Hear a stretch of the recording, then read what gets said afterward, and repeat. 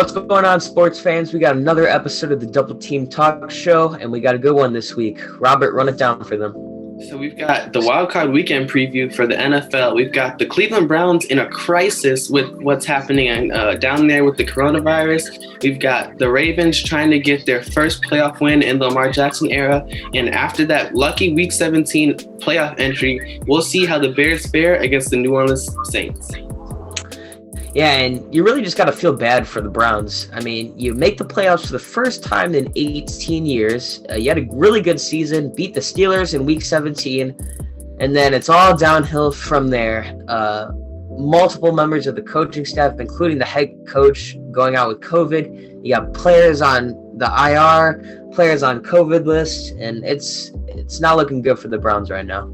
Yeah, I think it's definitely going to be difficult for the Browns just because of the fact that you barely got a win over the Steelers last week, who had hardly played half their team and was pretty much playing their second team and getting them reps in to avoid injury, and you barely came out with the win. So I think a full-strength Steelers as well as a lackluster and especially missing a key offensive lineman and play caller, I think that it's downhill for the Browns, and I see an early exit.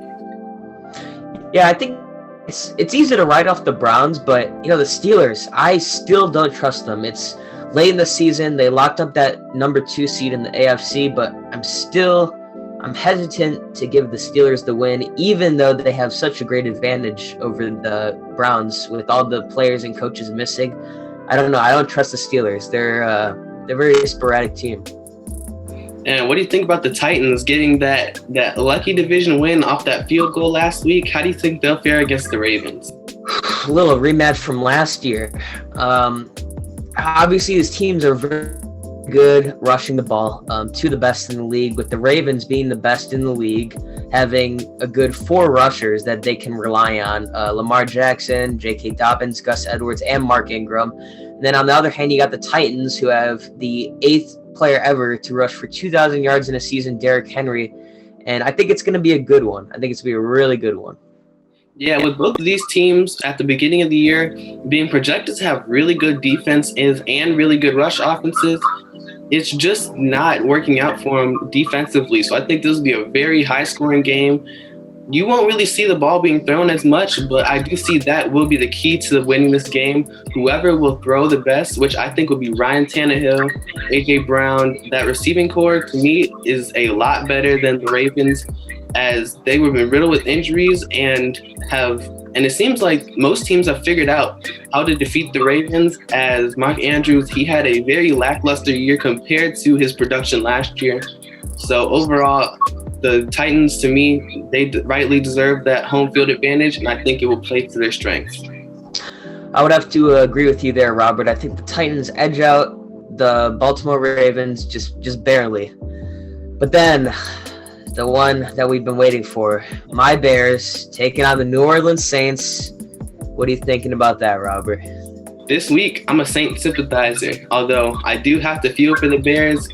If I was a Bears fan, I definitely would have rather had that draft pick than a early exit in the playoffs, because that early exit in the playoffs, it won't be worth it in the long run, because unless you get a steal in the draft, the Bears in these recent years have not been known to make the best of draft positions. So to me, the earlier the pick you can get, the better, but I just don't see that happening and it working out well, especially since the Saints are healthy. Although I know Drew Brees is on the decline, with a healthy offensive line, I just think that an injury-riddled Bears defense will not get a job done, especially after showing what happened in Green Bay last week, and they're down David Bakhtiari. Yeah, it's a tough situation that they've put my Bears in. The Saints are a very talented team. They took them to overtime the first time they met with Nick Foles as the starting QB. But now you got, as you said before, injuries to Roquan Smith, Jalen Johnson, and Buster Skrine. And I know it's Buster Skrine, but he's still a big part of this defense. And I don't see the Bears winning this one. I want to put my faith in Maserati Mitch, but I don't know if he can lead them to his first playoff victory.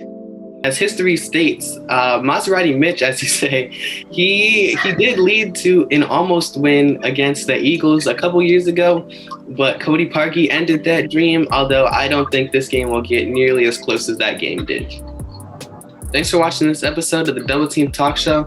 To watch more episodes, check us out on YouTube at MVHSMane or on Twitter at DTeamed or MVHSMane. Make sure to let us know if you think Mitchell Trubisky will lead the Bears to a playoff victory. Well, I'm favorite Packers fan, Robert Stewart, and that's the sorry Bears fan, Jackson Corbett. We'll see you next week.